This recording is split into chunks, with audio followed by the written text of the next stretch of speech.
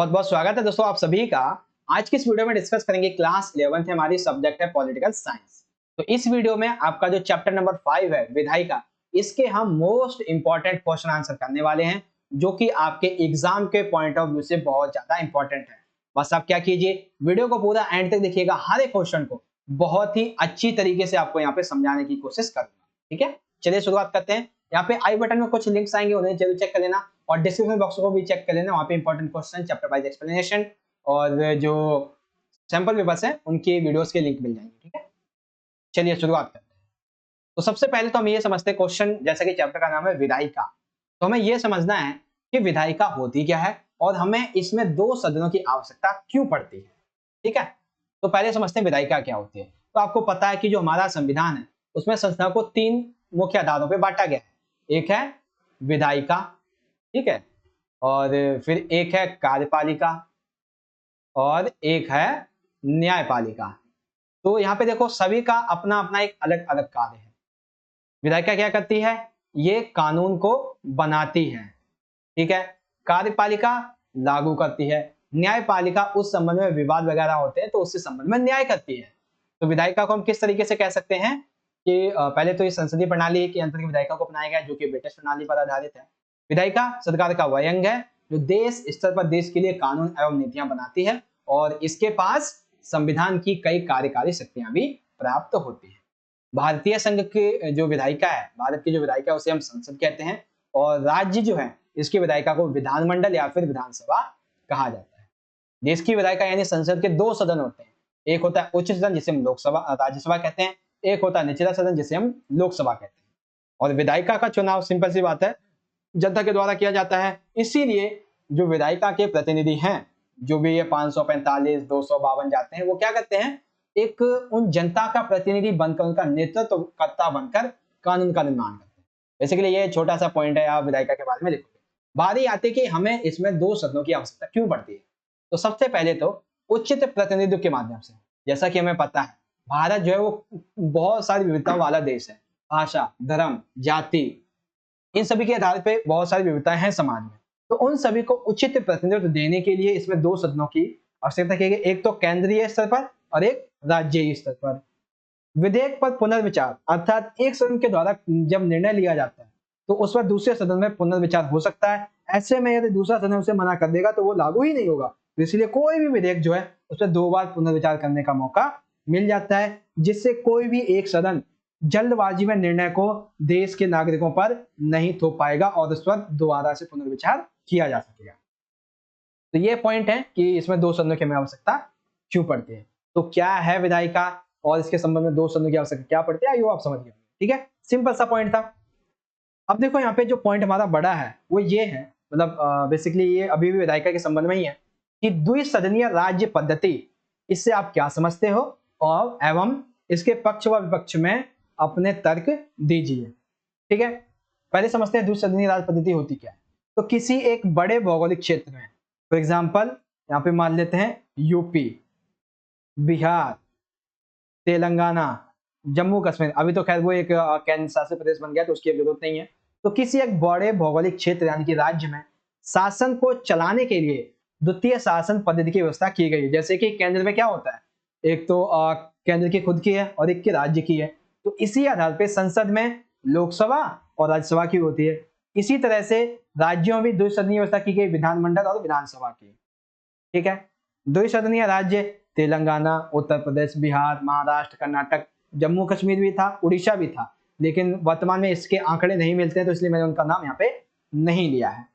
अब समझो इसके पक्ष में तर्क, जब भी दो यहाँ पे सदन होंगे तो इससे क्या होगा कि बहस जो है वो बहुत अच्छी तरीके से हो सकेगी और कोई भी निर्णय जल्दबाजी में नहीं थोप पाएगा, प्रतिनिधित्व जो है वो बहुत अच्छा किया जा सकेगा। ठीक है, और सरकारें जो है वो जल्दबाजी में निर्णय नहीं सौंप पाएंगी।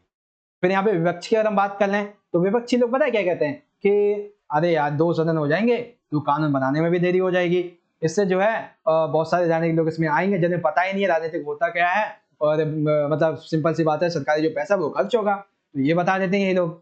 तो मतलब विपक्ष और पक्ष में दो तर्क आपको देने थे द्विसदनीय राज्य पद्धति के बारे में। ठीक है, तो क्या है द्विसदनीय राज्य पद्धति, पक्ष और विपक्ष। छोटा सा पॉइंट है, आई होप क्लियर हो गया होगा। कोई क्वेश्चन डाउट हो तो इंस्टाग्राम पे मैसेज कर देना, ये हमारी आईडी है, लेक्चर जरूर कर देना, ठीक है। चलिए अब क्वेश्चन आ जाता है संसद के प्रमुख कार्य, 6 मार्क्स का या फिर 4 मार्क्स का इंपॉर्टेंट क्वेश्चन है। संसद के प्रमुख कार्य, सिंपल सी बात है, एक छोटी सी लाइन लिख देंगे। संसद जो है सरकार का वह अंग है जो देश के स्तर पर नीतियां कानून बनाती है। इसके पास संसद संविधान की कई कार्यकारी शक्तियां होती हैं। भारत संघ की विधायिका को कहते हैं, जिसके कार्य निम्नलिखित है। ये एक छोटी सी भूमिका है। पहला पॉइंट, कानून बनाना। तो किसी भी विधानमंडल का, किसी भी संसद में सबसे अहम प्रधान यही कार्य होता है। भारत की संसद उन सभी तमाम विषयों पर कानून बनाती है जो केंद्र और राज्य के स्तर पर होते हैं। बेसिकली ये संघ सूची और जो संवत्ति सूची है इस आधार पे बनाती है। संवैधानिक कार्य अर्थात संसद ही एकमात्र ऐसा निकाय है, ऐसी संस्था है जो संविधान में संशोधन भी कर सकती है, उसके लिए प्रस्ताव पेश भी कर सकती है और कानून निर्माण भी करती है। तीसरा है यहाँ पे बहस का मंच। तो बेसिकली संसद में देखो सभी धर्मों के, भाषा, जाति, संस्कृति को मानने वाले लोग आते हैं। तो ऐसे में सभी को अपने विचारों को रखने की आजादी मिलती है। किसी भी मुद्दे पर अपनी बातों को रखने का यहाँ पे उसे मत मिलता है, आजादी मिलती है। तो ऐसे में एक बहुत ही विशाल तौर पर एक बहस का मंच यहाँ पे एक प्रदान करता है संसद, पूरे देश के लिए, पूरे देश के जो उम्मीदवार है उनके लिए। ठीक, यहाँ पे और आ जाते हैं कार्यपालिका पर नियंत्रण। अभी देखना कुछ क्वेश्चन मैं बताता हूँ, जैसे कि कानून निर्माण, ये अलग से 6 मार्क्स में पूछा जा सकता है, ठीक है। कार्यपालिका का नियंत्रण, ये भी अलग से 6 मार्क्स में पूछा जा सकता है, आगे हम डिस्कस करेंगे। तो कार्यपालिका पर नियंत्रण, जैसे कि संसद के द्वारा मंत्रिपरिषद की चूक, उसकी वचनबद्धता, उसकी जवाबदेही तय करते हुए, उस पर नियंत्रण करते हुए क्या करती है, उस पर नियंत्रण करती है। अर्थात संसद जो है वो मंत्रिपरिषद की चूक, उसने जो वचन दिया उसके खिलाफ जाना, जवाबदेही ना देना, इसके खिलाफ वो करती है। अब कैसे करती है इसके बारे में आगे क्वेश्चन देखेंगे।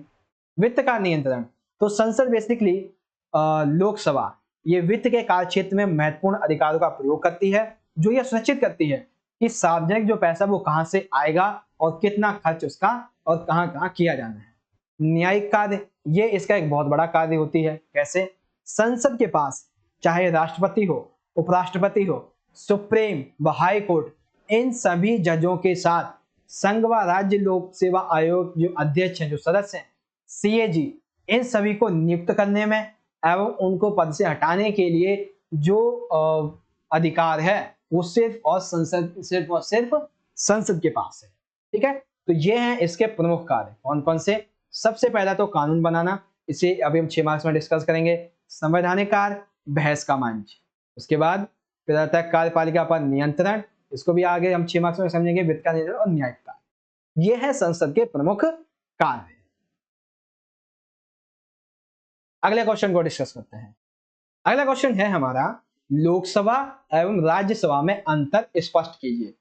या फिर ऐसे पूछा जाएगा, लोकसभा तथा राज्यसभा की शक्तियों का वर्णन कीजिए। देखो दोनों क्वेश्चन बिल्कुल ही अलग है। अंतर में आप उसकी जो संरचनात्मक व्यवस्था है उसे बताओगे और शक्तियों में उनके जो पावर्स हैं उसको बताओगे। ठीक है, पहले हम समझेंगे अंतर, फिर समझेंगे इसकी शक्तियां। तो पहले अंतर समझते हैं। तो लोकसभा की बात कर लेते हैं। लोकसभा का देखो चुनाव जो है वो सिंपल कौन करता है? आम जनता के द्वारा वोट के आधार पर, यानी कि वयस्क मताधिकार प्रक्रिया के द्वारा। इसे हम निचला सदन या फिर आम जनता का सदन भी कह सकते हैं। इसके जो बैठक होते हैं लोकसभा की, इसकी अध्यक्षता लोकसभा अध्यक्ष किया करते हैं, लोकसभा स्पीकर करते हैं। इसकी अधिकतम संख्या पहले 552 थी, लेकिन अब जम्मू कश्मीर जब से केंद्र शासित प्रदेश बन गया है तब से ये 543 नहीं 45 थी यार, 545। ठीक है ना, वर्तमान कितनी है? 545 है। आप चाहो तो इसे चेक कर सकते हो, जो ऑफिशियल साइट है चुनाव वाली, उस पर जाके। ठीक है, तो 545 है, ये हटाओ यहाँ पे 545 वर्तमान में ये इसकी सदस्य संख्या है। कार्यकाल जो है वो 5 वर्षों का होता है और उससे पहले से भंग किया जा सकता है। और सबसे आखिरी, भारत के राष्ट्रपति इस सदन में यहाँ पे 2 सदस्यों को नियुक्त करते हैं, इसीलिए यहाँ पे मैंने 543 लिख रखा था। ठीक है, 2 सदस्यों को मनोनीत करते हैं, किस समय? आंग्ल भारतीय समुदाय के रूप में। तो ये सिंपल से पॉइंट है, याद रख लेना। ठीक है, क्या? चुनाव आम जनता के द्वारा होता है, बैठकों की अध्यक्षता लोकसभा अध्यक्ष करते हैं। टोटल सदस्य संख्या 545 होती है, जिसमें से 2 सदस्यों की संख्या, 2 जो होते हैं उनको जो राष्ट्रपति होते हैं वो मनोनीत करते हैं। 5 वर्षों का कार्यकाल होता है, उससे पहले से बंद किया जा सकता है। निचला सदन या फिर आम जनता का सदन भी इसे कहा जाता है। ठीक है, इस तरीके से आप इसे याद रखोगे। दूसरा अंतर आ जाता है इसमें राज्यसभा का। तो राज्यसभा का चुनाव जो है जिसे हम चुनते हैं उनके सदस्यों के द्वारा किया जाता है। इसे हम ऊपरी सदन या फिर राज्यों की परिषद भी कहते हैं। इसकी अध्यक्षता उपराष्ट्रपति करते हैं। इसकी अधिकतम संख्या 250 हो सकती है, 250। ये एक स्थायी सदन है जिससे बेसिकली इसमें जो कार्यकाल है वो 6 वर्षों का होता है। अब इन 6 वर्षों में 1/3 सदस्यों का ना 2 वर्ष बाद चुनाव होता रहता है। फॉर एग्जाम्पल यहाँ पे 250 सदस्य हैं जो कि 6 वर्ष के लिए चुने गए हैं। तो इसमें से 250 जो है वो एक बार में इनको भंग नहीं किया जाता, उन्हें नहीं हटाया जाता है। तो यहाँ पे क्या होता है, इन 250 सदस्यों के साथ 2 वर्ष में 1/3 यानी कि अगर हम 25 का 1/3 कर दूं तो 25 = 3 यानी कि अराउंड मान लेते हैं 85 जो बंदे हैं, इन सभी का चुनाव 2 वर्ष में होता रहता है। इनका कार्यकाल समाप्त होता है हर 2 वर्ष में, और हर 2 वर्ष में तकरीबन 80 से प्लस लोगों का यहाँ पे चुनाव किया जाता है। ठीक है, उसके बाद अराउंड 85 मान लो आप। ठीक है, इसीलिए इसे एक स्थायी सदन कहा जाता है। इसका कार्यकाल होता है 6 वर्षों का। अब भारत के राष्ट्रपति इसमें कला के क्षेत्र में, शिक्षा, समाज सेवा एवं खेल जैसे क्षेत्रों में लगभग 12 सदस्यों को इसमें मनोनीत करते हैं। तो मतलब 238 जो है वो निर्वाचित सदस्य होते हैं और 12 जो है वो मनोनीत सदस्य इसमें सम्मिलित होते हैं। ठीक है, तो ये है राज्यसभा की संरचनात्मक व्यवस्था के बारे में।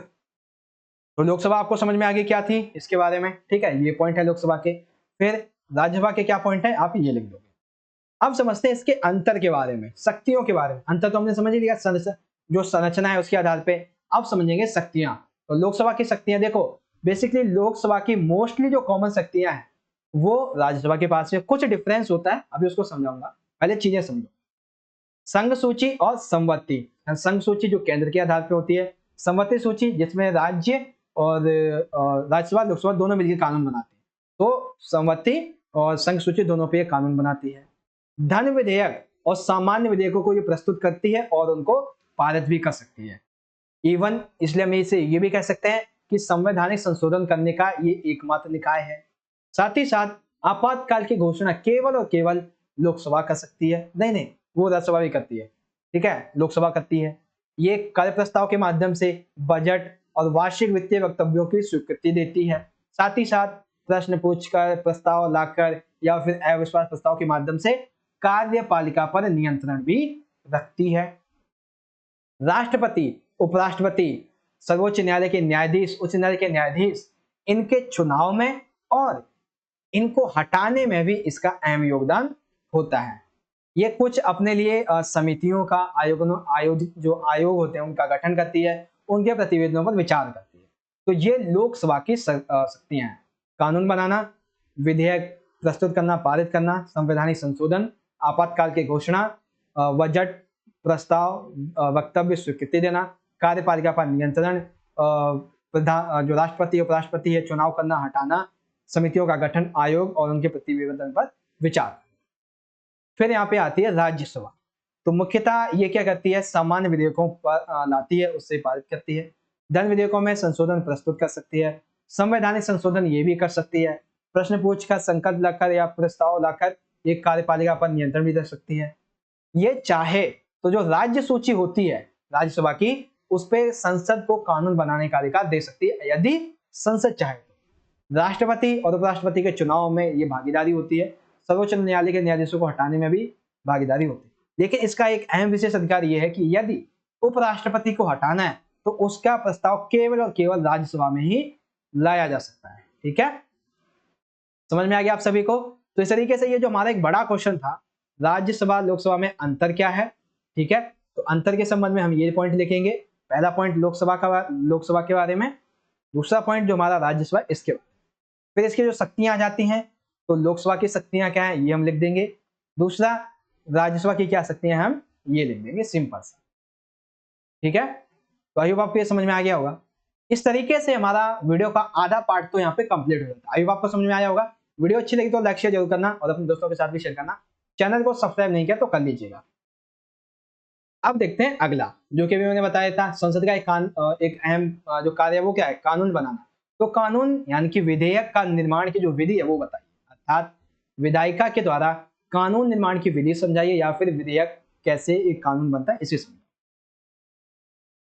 पहला पॉइंट यहाँ पे देखो क्या आएगा, प्रस्तावित कानून को जिसे विधेयक कहते हैं उसे दो तरह का, बेसिकली क्या पहले होता है, विधायिका जो है वो एक प्रस्ताव रखती है संसद में, ठीक है, उसका जो प्रारूप होता है उसे हम विधेयक कहते हैं, जो कि दो तरह के होते हैं। पहला होता है सरकारी विधेयक, सरकारी अर्थात ऐसा विधेयक जिसे मंत्रियों के द्वारा पेश किया जाए।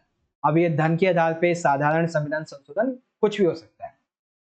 फिर आते दूसरा, इन्हें कहते हैं गैर सरकारी, जो मंत्रियों के अतिरिक्त अन्य कोई सदस्य पेश करता है उसे कहते हैं, ठीक है।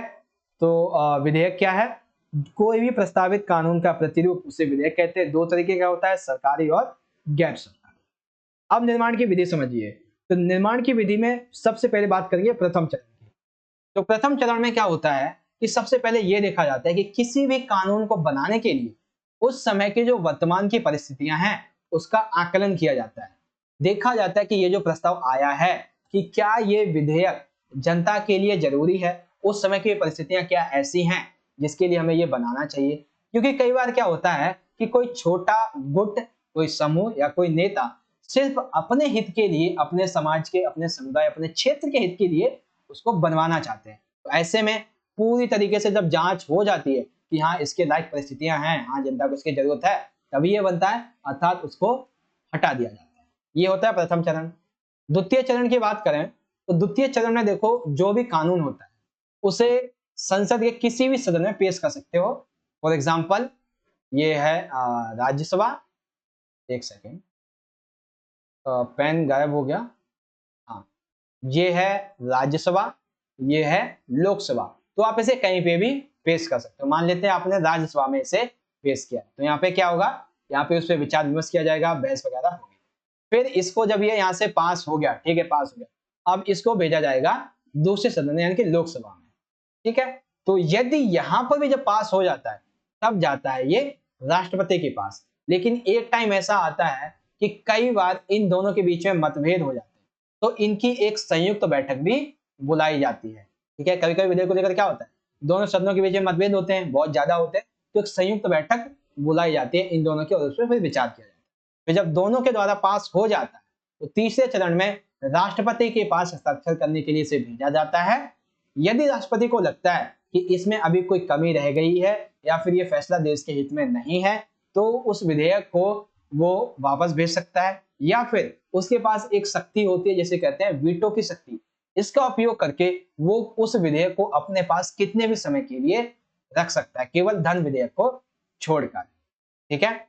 लेकिन जैसे मान लेते राष्ट्रपति किसी विधेयक को क्या क्या वापस भेजा, तो ऐसे में संसद ने बिना किसी बदलाव के यदि वैसा ही भेज दिया कि अरे भेजो ना दोबारा से, कोई कमी नहीं है, तो यदि दोबारा संसद के द्वारा राष्ट्रपति को विधेयक भेजा जाता है तो मजबूरन राष्ट्रपति को उस पर साइन करना पड़ता है, क्योंकि ये संविधान में नियम दिया गया है, ठीक है। तो विधेयक क्या है, आयु आप समझ गए होंगे, दो तरीके के होते हैं। इसके प्रथम चरण में पहले उसकी देखी जाती है कि जरूरत है या नहीं है, फिर ये देखा जाता है जो पहले दूसरे चरण में पेश होता है, फिर पारित होता है, वाद विवाद होता है, फिर तीसरे चरण में हस्ताक्षर और राष्ट्रपति की भूमिका आ जाती है, ठीक है। ये क्वेश्चन आपको समझ में आ गया होगा बहुत अच्छे तरीके से, समझ में आया तो लाइक कमेंट शेयर करो। अगला क्वेश्चन देख लेते हैं, विधायिका के द्वारा कार्यपालिका पर तथा ये स्वयं को कैसे नियंत्रित करती है, अर्थात विधायिका जो है वो पहले तो ये बताओ कि कार्यपालिका पे कैसे नियंत्रण करनी है, दूसरा ये बताओ कि विधायिका स्वयं को कैसे नियंत्रित करती है। तो दोनों ही क्वेश्चन एक ही साथ है। चलिए पहले ये समझेंगे कि विधायिका के द्वारा पहले एक छोटी सी भूमिका लिखेंगे। देखो, विधायिका में कुछ भी कहने के बावजूद किसी भी सदस्य के विरुद्ध कोई कानूनी कार्रवाई नहीं की जा सकती है, इसीलिए इसे बहस का मंच भी कहा जाता है, ठीक है, जिसे हम संसदीय विशेषाधिकार कहते हैं। विधायिका के अध्यक्ष के रूप में संसदीय विशेषाधिकार के हनन के मामले में अंतिम निर्णय लेने की शक्ति होती है इसके पास, विधायिका का अध्यक्ष जो होता है उसके पास, ठीक है। संसद की बात कर लेते हैं तो संसद में होते हैं लोकसभा के अध्यक्ष, राज्यसभा में होते हैं उपराष्ट्रपति, ठीक है। अब देखो विधायिका किस तरह से कार्यपालिका पर नियंत्रण लगाती है। तो सबसे पहले ये क्या करती है, विधायिका जो है कार्यपालिका के द्वारा जो भी कानून वगैरह आते हैं उनकी स्वीकृति या अस्वीकृति को करती है। सबसे पहला देखो, इस अधिकार के द्वारा कार्यपालिका जो है वो अपनी मन मर्जी का कोई भी कानून विधायिका से पारित नहीं करवा पाती है, जिससे कि उस विधायिका कार्यपालिका पर नियंत्रण रखती है। अभी तक ऐसे कई कानून है जिससे रोका गया, जैसे कि लोकपाल और आतंकवाद निरोधक कानून। ठीक। दूसरा, वित्तीय नियंत्रण। ये सरकार के राजस्व और खर्चों को नियंत्रण में रखती है, अर्थात कार्यपालिका एवं जो विधायिका है इस पे कितना खर्च होना है, कहाँ खर्च होना है, इस पे नियंत्रण रखती है। कार्यपालिका जब भी पैसा मांगती है खर्च करने के लिए, तो उसको स्वीकृति देने से पहले कि कार्यपालिका ने मान लेते हैं 100 करोड़ का यहाँ पे बजट मांगा है, ठीक है, तो पहले तो ये देखिए कि क्या इसके कारण है, क्यों मांगा गया है, क्या इसकी जरूरत है और इसको किस तरीके से एकत्र किया जा सकता है, और साथ ही साथ इसका उपयोग करने के लिए एक अच्छी खासी संस्था का निर्माण करें जो कि इस पे देखरेख करेगी कार्यपालिका इसका उपयोग सही जगह कर रही है या नहीं कर रही है। दूसरा पॉइंट हो गया। तीसरा पॉइंट ये है बहस तथा वाद विवाद। तो बेसिकली देखो, विधायिका के द्वारा कानून, नीतियां, इन सभी के क्रियान्वयन के दौरान वाद विवाद क्रिया जो कार्यपालिका होती है उसको नियंत्रण करती है। संसदीय प्रश्नकाल। बेसिकली देखो, सरकार की नीतियां, क्रियाकलाप जो कि जनता को नियंत्रण में रखते हैं, इन सभी के ध्यानाकर्षण के हेतु कई बार मंत्रियों से संसद में प्रश्न पूछे जाते हैं जो कि ज्यादातर लोकहित के विषय में होते हैं, ताकि सरकारी नीतियों के बारे में, सरकार के क्रियाकलापों के बारे में, जनता को सरकार में भागीदारी दिलाने के बारे में उनको इधर आकर्षित किया जा सके। तो इसीलिए ज्यादातर प्रश्न कैसे होते हैं, लोकहित में विषय, जैसे कि मूल्य वृद्धि, अनाज की उपलब्धता, समाज के कमजोर वर्गों के विरुद्ध जो अत्याचार हो रहे हैं उनसे निपटना, दंगों से निपटना, कालाबाजारी यानी कि भ्रष्टाचार के प्रति जो सूचना है, आपने क्या क्या कदम उठाए हैं, क्या आपको सफलता मिली है, ऐसे प्रश्न इसमें पूछे जाते हैं संसदीय प्रश्नकाल में। एक प्रश्नकाल और आता है शून्यकाल। तो बेसिकली इसमें क्या होता है, संसद में सदस्य किसी भी महत्वपूर्ण मुद्दे को उठा सकती है, पर मतलब मुद्दे को उठा भी सकती है, प्रश्न भी पूछ सकती है, लेकिन इसके लिए मंत्री उत्तर देने के लिए बाध्य नहीं होगा। ठीक है, मंत्री चाहेगा तो उत्तर देगा, चाहेगा तो उत्तर नहीं देगा।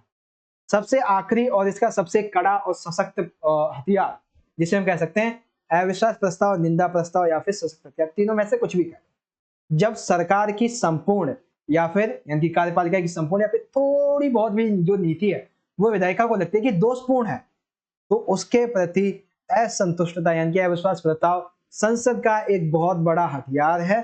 लेकिन ये तभी संभव होता है जब संसद को दल तथा उसके जो सहयोगी दल हैं उससे पूर्ण बहुमत प्राप्त हो तथा कार्यपालिका के प्रति उत्तरदायित्व को सुनिश्चित करने के लिए ये इसको उपयोग में लाती है। तो किस किस तरीके से ये कार्यपालिका पर नियंत्रण करती है? सबसे पहला, कानूनों की स्वीकृति और अस्वीकृति को देखकर, वित्तीय नियंत्रण के बारे में, बहस तथा वाद विवाद, संसदीय प्रश्नकाल, शून्यकाल और अविश्वास प्रस्ताव या फिर निंदा प्रस्ताव। तो एक पॉइंट हमारा क्लियर होगा यहाँ पे, जो विधायिका है ये कार्यपालिका पे कैसे नियंत्रण रखती है। अब जो पॉइंट ये है वो ये है कि विधायिका जो है वो स्वयं पर कैसे नियंत्रण करती है। क्या ऐसी विधायिका जो पूरे देश में कानून बनाती है, पहली एक इंपॉर्टेंट संस्था है, ये क्या आप कह सकते हो इसको नियंत्रण करने की जरूरत है? अगर है तो कैसे है, चलिए डिस्कस करते हैं। बेसिकली देखो, संसद जो कि संविधान के नियमन के लिए, संविधान के सुचारू रूप से चलाने के लिए देश के संचालन में एक अहम भूमिका निभाती है, तो इसको खुद को नियंत्रित करने की भी आवश्यकता होती है। कई बार इसमें वाद विवाद वगैरह होते हैं।